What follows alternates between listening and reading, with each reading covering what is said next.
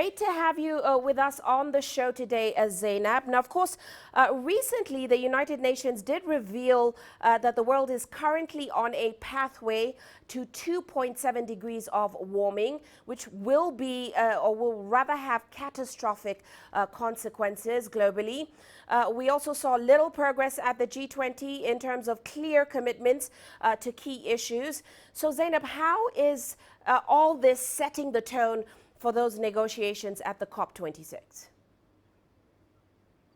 Yes, absolutely. So we have seen that the G20 summit, which held a couple of days ago, the leading nations there did not really come out with the firm commitments that were expected on certain key areas. Number one, around complete end to financing coal projects. So they committed to in financing of overseas coal projects, but not domestic coal projects. Same thing goes with commitment to completely reduce methane emissions by 2030. There was a vague language on that. And then finally on ending fossil fuel subsidies, as well as clear, firm commitments and statements around mobilizing financing around climate change. So that left a lot of observers underwhelmed because of that.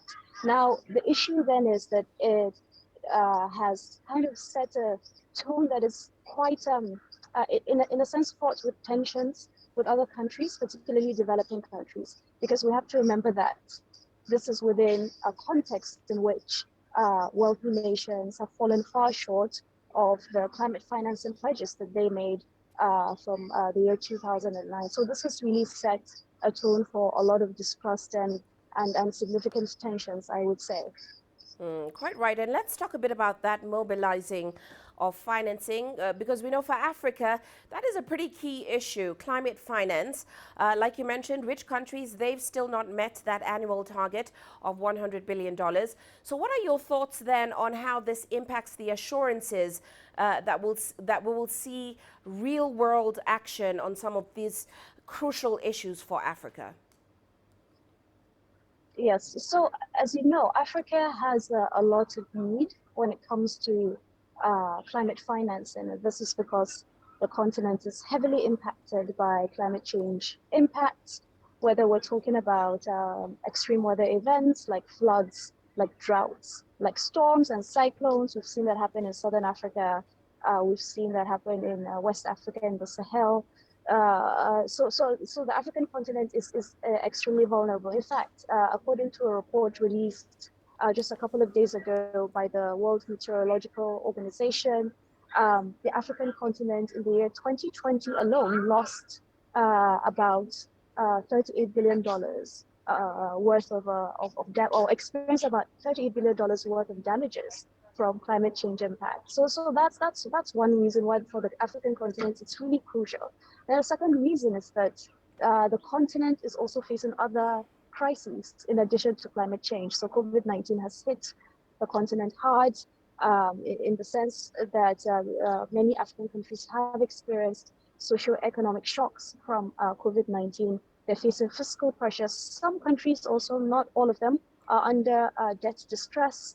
So that's also another reason. And then the final reason is that the continent actually needs financing to be able to transition away from fossil fuels, for example, to be able to have a sustainable energy transition that everybody's talking about. So for the African continent, it's really, really key. And for the most part, a lot of promises really have not been met, or a lot of promises and pledges made years ago have really not been met. So it's crucial for many African countries.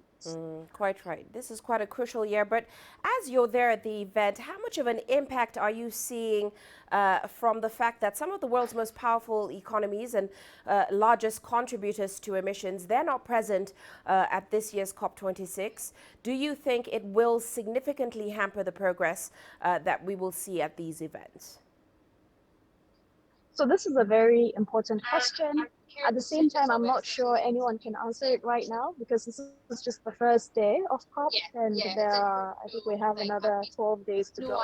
So we'll see where things stand. For now, today, for the most part, we've had some of the high-level statements from the Leaders Summit, from the presidents and the heads of states and the heads of governments of various countries. Of course, there are a number of countries which are not there. I don't want to name names or mention specific countries. So it's still kind of early in the day, I would say. And then we also have to remember that a lot of the negotiations are quite technical, and they sometimes happen like at the ministerial level. So we just have to wait and see. But I would say that there are a lot of expectations around financing, around supporting developing countries, particularly those in Africa, to be able to make the energy transition, to be able to build climate resilient infrastructure.